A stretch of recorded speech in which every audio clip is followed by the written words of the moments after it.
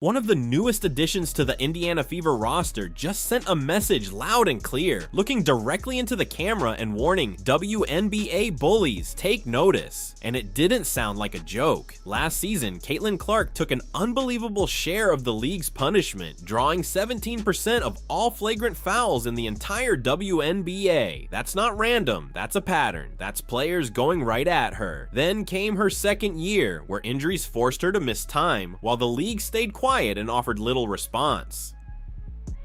That didn't sit well with Indiana's front office, so this offseason they made a decision: protect their superstar at all costs. And they didn't just talk about it, they acted. The Fever brought in 3 players known for their toughness and edge: Sophie Cunningham, Myisha Hines-Allen, and Tyasha Harris. This isn't the same Indiana team anymore. There's a new tone, a new attitude, and a clear message being sent across the league. If teams thought they could push Caitlin Clark around before, 2026 might be a very different story. So what do you think? Will Caitlin Clark finally get the protection she needs this season? Drop your thoughts in the comments below. We need more goon. We need a goon squad, okay? We already know a hit was sent out on Caitlin Clark. She was the most targeted player in the WNBA for the last 2 years. It's very, very obvious. What are the chances that a single player ends up taking nearly 1/5 of all the flagrant fouls handed out across the entire WNBA in one season? And we're not talking about a bruising post player battling in the paint every night, or a seasoned veteran known for absorbing contact. We're talking about a rookie guard, Caitlin Clark, in her very first year. That's not random, that's a trend. Now, to really understand this, you have to know what a flagrant foul actually means. This isn't just about physical play. Basketball is naturally aggressive and hard fouls happen all the time, but a flagrant foul is different. It's when officials determine that the contact went too far, when it becomes excessive or completely unnecessary. It's the kind of play that didn't have to happen the way it did. So when Clark ended up accounting for 17% of all those calls, it revealed something deeper. It showed a pattern in how defenders chose to approach her, decisions being made in real time that crossed that line more often than they should have.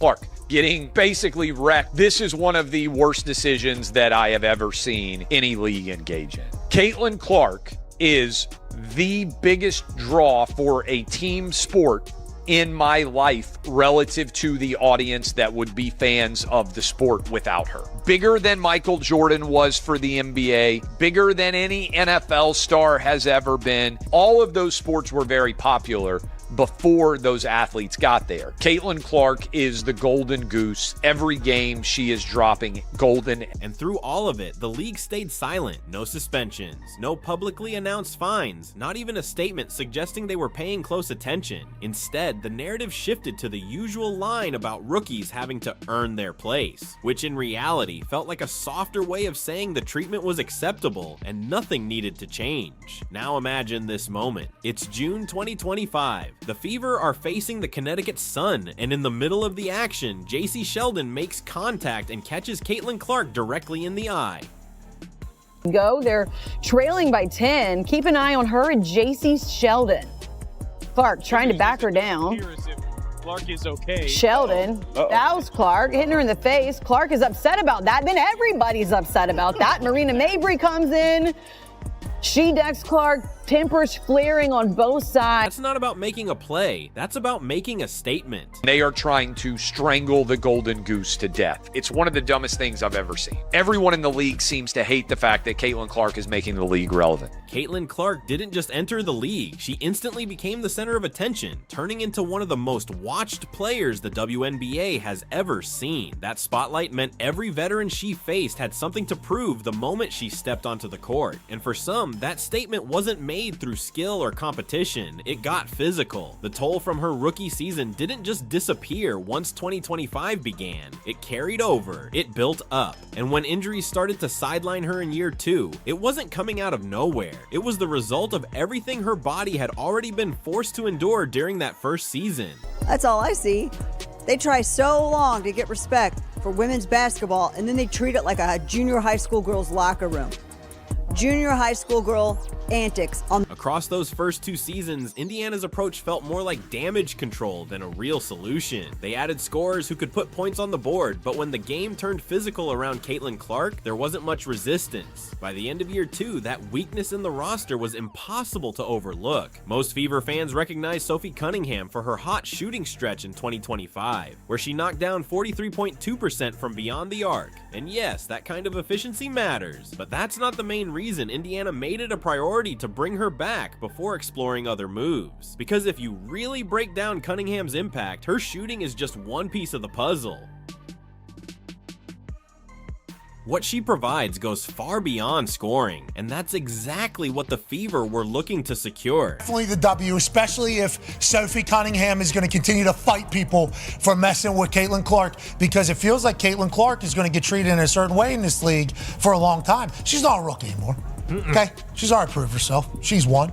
And then there were some, ladies last night that were trying to go a little fit. During her time with the Phoenix Mercury, Sophie Cunningham built a reputation that doesn't show up on stat sheets. She became known as the kind of player you think twice about testing because she won't hesitate to step in, get in your face, and shift the tone instantly. That kind of presence carries a unique kind of value, one you can't measure with points or percentages, and it's something many front offices overlook until they're forced to watch their franchise player take hits, get knocked around, and see no one step in to change it. Like an enforcer? Yeah, it feels like she was potentially brought in like a James Johnson type role for Tyrese Halliburton. And it's like, thank God. I think this is a good play, not a bad play. You always need some, I don't know if they still call them, you need some goons on your team, for sure. Especially when you have a star like that. Yeah, when you have the golden goose, just like MJ was, when you had his teammates who would kind of protect him at times, when the dirtbag Detroit Pistons had those MJ rules. So this is what the Grace is going to go through. Candace Parker kind of went through this. She came in the league.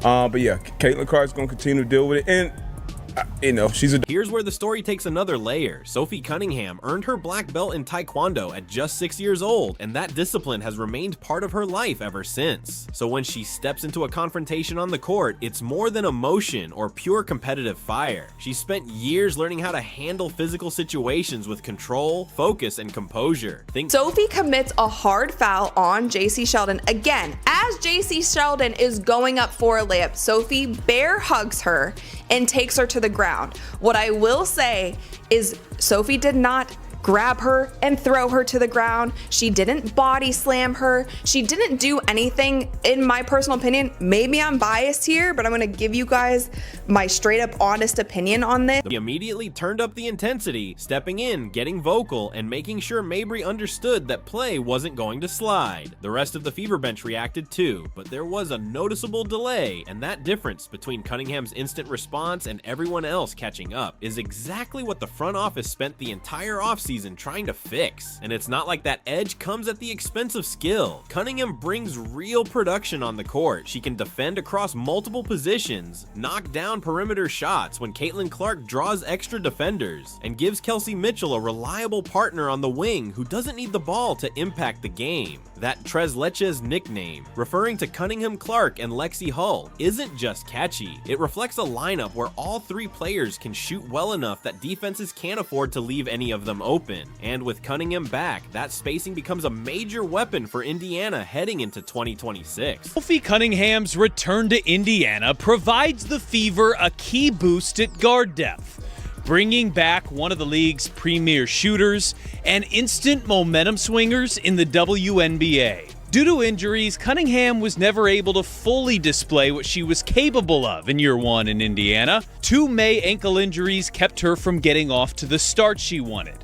And then, quite simply, she morphed into perhaps the league's best shooter over more than a month's time. Cunningham agreed to a 1-year contract despite previously expressing interest in a longer deal, which puts real pressure on her heading into 2026. Every performance now matters, with her next payday tied directly to what she does on the court this season. When the Fever brought in Myisha Hines-Allen, most of the attention went straight to her resume, her 2019 championship with the Washington Mystics, and her all-WNBA recognition. And those accomplishments are legitimate. it. But Indiana wasn't just stacking accolades for show. The real goal was to address a glaring issue. For 2 straight seasons, their front court got pushed around by opposing forwards who knew the Fever wouldn't respond with the same level of physicality. This move was about changing that dynamic completely.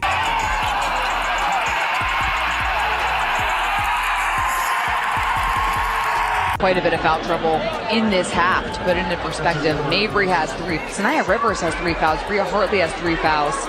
That's your wing depth. Ugh. Myisha Hines-Allen stands at 6 feet 2 inches and plays with a level of physicality built for real contact. She battles for rebounds in crowded paint, holds her ground against bigger opponents, and brings a toughness to the forward spot that Indiana has been missing, especially alongside Aaliyah Boston, who is talented but can't be expected to absorb that kind of nightly physical load by herself against elite front courts. Around the league, the scouting report on Hines-Allen is consistent. She's tough, she's relentless, the kind of player who changes how opponents attack simply by being on the floor. If teams were picking a "don't mess with this player" shortlist, her name would come up immediately. And here's where things get even more interesting. Hines-Allen and Sophie Cunningham already have history. Sophie Cunningham tried to fight Myisha Hines-Allen. She tried to fight Myisha Hines-Allen. You do not, there are not that many people. You can see everyone else is trying to get as far away from this situation as possible. Everyone else. So she hits a 3. Myisha Hines-Allen fouls her and then tries to step over. And then Sophie Cunningham grabs her leg. Nobody's going near Myisha Hines-Allen, but no, Sophie Cunningham will start the fight. The refs are trying to break it up. None of the Mercury players are going to go near Myisha Hines-Allen. They're scared. She's scared of bejesus out of them. Myisha Hines-Allen is one of the toughest players in this league. Sophie Cunningham going head to head straight with her. They faced off before, gone possession for possession, and neither backed down an inch. Imagine 2 players who don't back down when the game turns physical, meeting each other head on and neither one giving an inch. That's exactly the kind of matchup they've already had, and it's part of why the Fever saw value in bringing both of them into the same locker room, because that edge doesn't disappear when players become teammates. It just gets rerouted toward a different purpose, protecting Caitlin Clark instead of battling against each other. And Myisha Hines-Allen's championship experience with the 2019 Washington Mystics isn't just a line on a resume. That team played with a real edge. They were physical, disciplined, and made life miserable for anyone trying to score inside. Hines-Allen learned what that environment looks like from the inside, what it takes to win at that level, and what it means to enforce control in the paint. She's already been part of a true championship structure, and she understands the gap between teams that simply talk about toughness and teams that actually impose it every night. Hines-Allen shaking her head like, it's hard to stop me when I turn that corner going to the basket. Hines-Allen, yes! Hines-Allen count the bucket and the foul. To the second side for the sweet, smooth reversal. Myisha Hines-Allen coming right into your living room.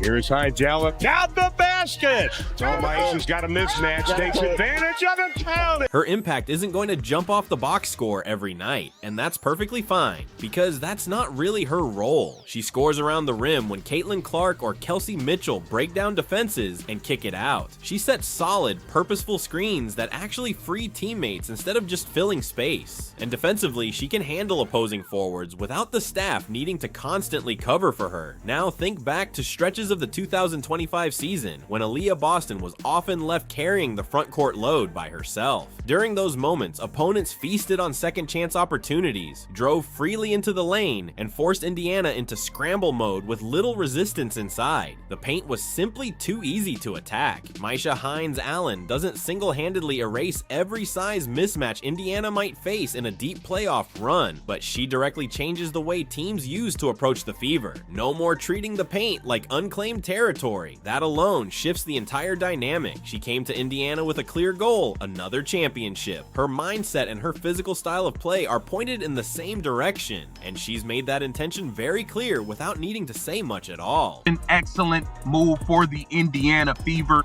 She's a role player. She knows how to fit into her role. She's fine starting. She can come off the bench. Whatever you need, Myisha Hines-Allen will be able to provide it. She's not a black hole like Natasha Howe. Two enforcers, centers, a forward, and a guard already make this a completely different roster from the one that spent 2 seasons watching Caitlin Clark take hits without much pushback. But Indiana still had one final hole to address, one that didn't always show up in the spotlight. Throughout 2025, Clark was logging heavy minutes almost every night, often around 35 per game, because there simply wasn't a reliable backup who could keep the offense steady when she sat. That kind of workload doesn't just wear you down, it eventually becomes unsustainable over a long season. Tyasha Harris is brought in to solve exactly that issue, and she arrives without the usual adjustment period because she's already familiar with Stephanie White's system from their time together in Connecticut. She understands how this coaching staff operates, what they expect from a secondary ball handler, and how to run an offense that's built around a primary star. Most backup point guards need weeks, sometimes months, just to get fully comfortable in a new system. Harris doesn't need that ramp-up time. She already speaks the same basketball language. Cool, calm, and collected was a person.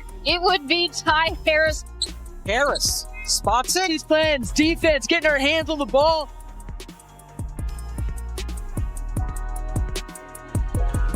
She's looking for someone, takes it herself for 3. Harris at the horn.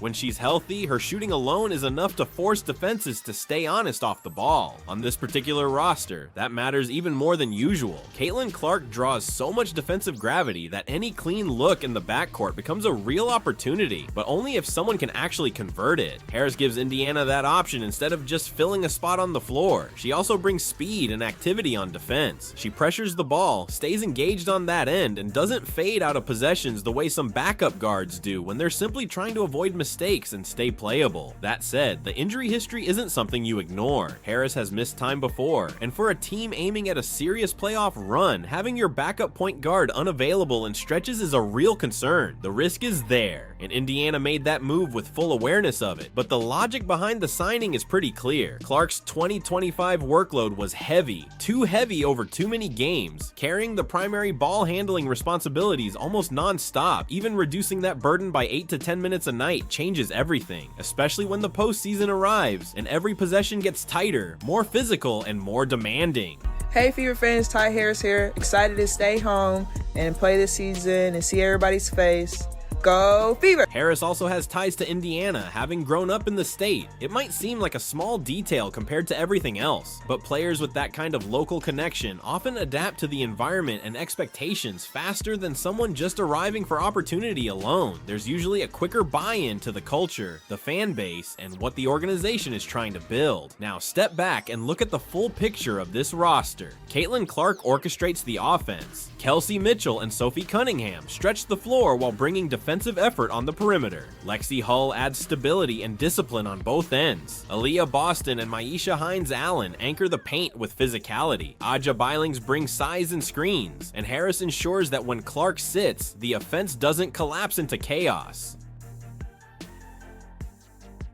On paper, that's a team with real depth and toughness at every level. Experienced defenders, system familiarity, and multiple players whose identities are built around not being pushed around. And Myisha Hines-Allen didn't shy away from defining that mindset. After signing with Indiana, she looked into the camera and said, "Bullies beware." It wasn't a marketing line or an attempt to trend online. It was a reflection of the role she already knew she was stepping into. In reality, the front office had been building toward that identity long before any of those words were spoken out loud, and when the message from the roster and the construction of the team align that closely, it's rarely accidental. But sometimes you need one of those players on your team. You need one of those enforcers. And every good player, by the way, every good player, every good team that is a super duper star, most of the time have enforcer type players. Let's be real about what the 2026 Indiana Fever actually look like, because this isn't a group built to take hits and quietly wait for help from the league. This is a roster with edge. Sophie Cunningham brings a black belt mentality on the wing. Myisha Hines-Allen is a proven champion in the front court who has already gone toe-to-toe with that same kind of physicality when she was on the other side. Tyasha Harris knows the system and can run the second unit without everything falling apart. And the coaching staff, they spent 2 full seasons watching Caitlin Clark get targeted, and their response wasn't just talk, it was restructuring the roster around her. This is a team designed around a very specific problem, and it had nothing to do with shooting percentages. Now, here's the honest championship reality. Indiana is a contender, not the favorite. There are still real questions about whether the combination of Hines Allen and Aja Billings gives them enough size to stand up to the deepest, most physical front courts in a long playoff run. And the truth is, nobody in the league is stepping aside for them. New York, Las Vegas, Chicago, none of them are going to make that path any easier, because in playoff basketball against elite teams, every weakness gets exposed. The things you can hide during the regular season don't stay hidden when the pressure rises. The finals was 2015.